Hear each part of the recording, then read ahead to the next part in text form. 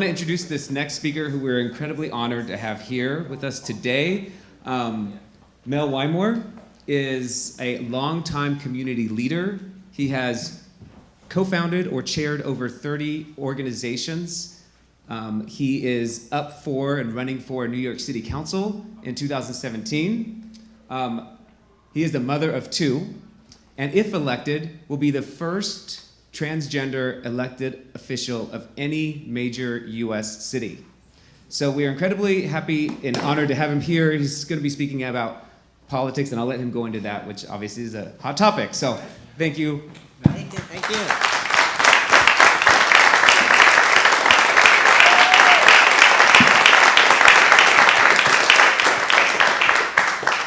Hi, everybody. I don't have a fancy PowerPoint. I'm just going to speak to you just from my heart, really. I am running for city council here in New York, but my other real passion is to develop over 100 leaders who are game changers in the world, who are also committed to developing 100 leaders, so an impact of 10,000 leaders who are committed to shifting humanity such that it is inclusive, fair, and sustainable as a race. And that is my lifelong passion. And I just want to kind of communicate what it means to be a leader from that perspective.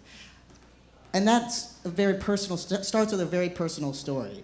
When I first moved to New York, I was 26 years old, and I came here to get married. I was a young woman, and when I got pregnant as a young expecting mother, my husband and I bought an apartment on the Upper West Side. And we were moving into that apartment, literally carrying boxes. And a man jumped out of the window of the 5th story, right in the from the building directly across the street from the building we were moving into. And for me, as someone who grew up in Arizona and really didn't even know about tall buildings, let alone people jumping out of tall buildings, this was a very shocking event. And also, what happened was equally shocking, in that within an hour, it was as if it never happened. You know, the street got very busy, the ambulance came, the ambulance left, and when I went into my neighbors and said, "What's going on with the building across the street?" they said, "Oh, don't worry about that building. It's an SRO, and most people just cross the street in order to avoid that building and the people that live in there." And that was one of the moments of my life where I was confronted with what to do in the face of that kind of apathy. And so I started meeting with my neighbors and asked a couple of people to come over and tell me more about that building. And finally I talked one of them to go with me into that building, and we knocked on 500 apartment doors. And we asked people, what is going on with your life? What do you need? What are you dealing with? And it turned out there were people with no food, that they were basically living on the bagel someone would drop by that lived next door. They had no health care. And they were really the forgotten people of our community. So what happened was we organized our block. We talked to local businesses. We collected a few dollars and served a Thanksgiving meal. And eventually we created a community council. And we built a food program in the basement that everyone in that building could have a hot meal at least once a day. And then we vanquished the landlord, and he got so confronted by the empowerment of the people in this building that he sold the building to a college dorm. And we negotiated that each of the people living there could be there and still have their meal until such time as they had the means or to leave, or that they had their end of life cared for. What this did was not only transform the people that lived in this SRO across the street, but it transformed our entire block. Everyone on the block, all of a sudden, the tall guy with elephantitis, Harry, became the little kid's best friend, walking down the street, the guy that they were most afraid of. All of a sudden, the entire block started to know all the supers and connect to each other. And so we started to see a sense of community growing out of something that was completely broken down and separated and divided. So the reason I'm telling you that story is because leadership happens very locally. And I learned over the last 25 years that when you reach out and take initiative based on something you believe in, and you start one person at a time, it makes a huge difference. So I've started to develop my own sense of what leadership means. And I have a few lessons. The first lesson is that we often randomly move through life and we don't consider why we act in a certain way and what it is deep inside of us that has us do that, take that action.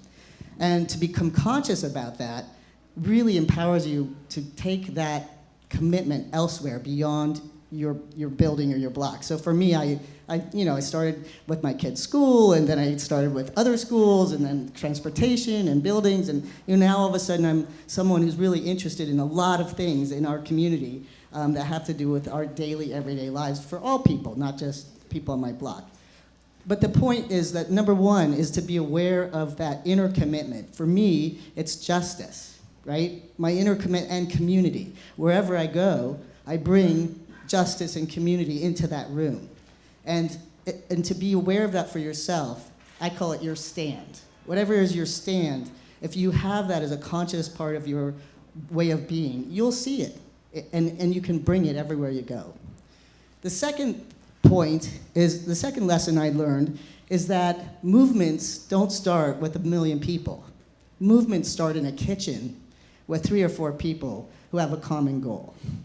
And it's really important to not, as a young leader or someone who's developing themselves as a leader, to not belittle who's in the room, to really see every room you go into as an opportunity for making a difference and bringing that stand to the people that your sphere of influence, because it's where you are, the relationships you have, that really can be leveraged into a greater context. And that's the third lesson, which is context. Every act of change is specific and will produce a specific result, but it has the possibility of being put into the context of a much larger vision. And so that when you talk about the SRO across the street, we're talking about housing, we're talking about real estate, we're talking about local community issues and senior care and mental health. And when we take the perspective of these little problems that we deal with and we connect them consciously to the larger systems that we want to shift, then we can design projects at a local level that actually have impact on the bigger picture that I'm talking about, shifting humanity into a more inclusive, sustainable, and fair race. And the final thing I wanted to talk about from the lesson from this particular little story is really a message to LGBT leaders. Because LGBT leaders, we all had to deal with something, right? We've all had to deal with being different from very small. We might not have known what our difference was. But we've always had to be people who came to some, as Bob said, to some kind of awareness about ourselves that was in opposition to the agreement in the world around us. And that's a very powerful thing to have developed. And to bring that, not just to the world as an LGBT citizen, because it's not only an LGBT experience, it's just very clearly an LGBT experience, but everyone has things that they want to come out about. Everyone is conforming in a way that constrains them. And so if we can take our activism, and I'm not saying don't be active in LGBT world, but to take our activism in our authentic selves to our whole communities, to everyone who has a challenge, whether it's low income or immigration or health or disability or just being someone who's a minority in a marginalized population, and really reaching beyond the LGBT activism role.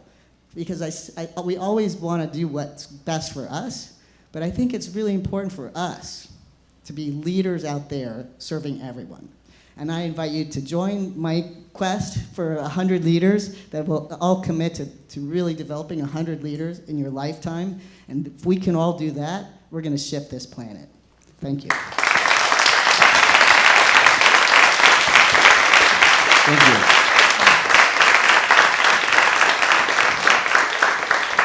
Okay, so we'll open it up for some questions. So I was surprised that you didn't say the word transgender. And it's actually nice because it doesn't seem like that's the most important part of you. And I was wondering, does your transition factor into your politics, or is it just like your hair, your eye color? Well, authenticity factors more than being transgender. And my journey in the community has been very, very public. It's been I started the first day as the chair of Community Board 7, having just discovered that after years of searching, gender was gonna be what was the key to my authenticity. And so, I basically said, hi, I'm your new chair of Community Board 7, and I just realized that my gender is not working for me, and I'm gonna transition. I hope you if you have any questions, let me know, and we'll figure this out together. And I didn't know where I was gonna land. I had no idea if I was gonna change my pronoun. But for me, bringing my experience authentically into the community as a dialogue, despite the discomfort that would represent, was super important. And I have 2 children, I was introduced. My 2 children were 12 and 15 when I began my transition, so the 3 of us went through puberty together, which was really interesting. So we had some difficult times in terms of people saying, you're ruining the lives of your children. How can you transition at this age? And again, I come back to that core commitment, that of authenticity and inclusion.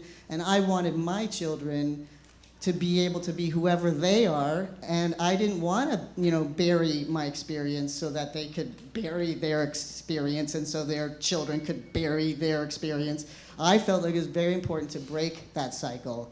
And to be out and proud and uncertain about where my future was. So yes, it's a transgender experience. Yes, I'm out and proud, but it is part of just being authentic in the world. And I think that's the universal message we have for everyone.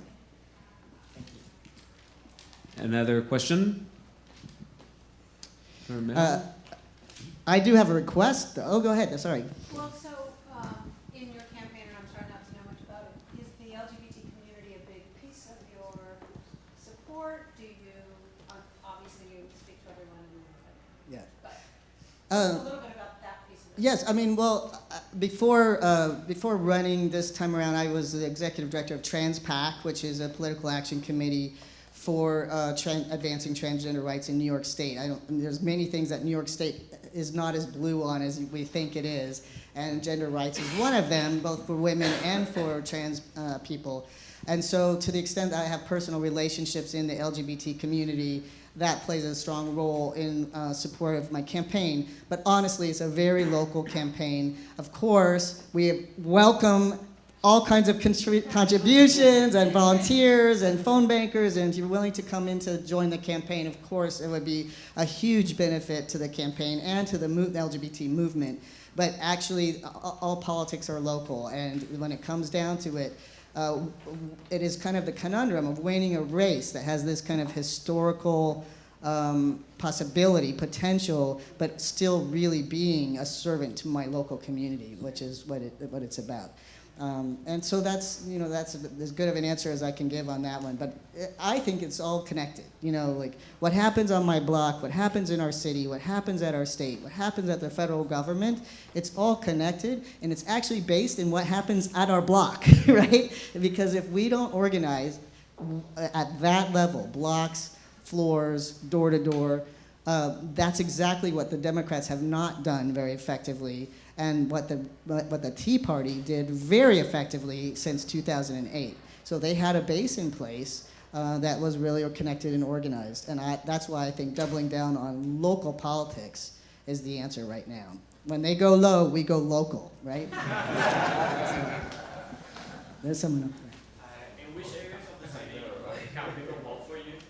I represent the Upper West Side, which is from 54th Street to 110th Street west of Broadway, and from 61st and 96 east of Broadway. So it's everything basically west of Central Park is kind of the general area. Any other questions? Any other questions? Okay, thank you so much. Excellent. Thank you, Mel.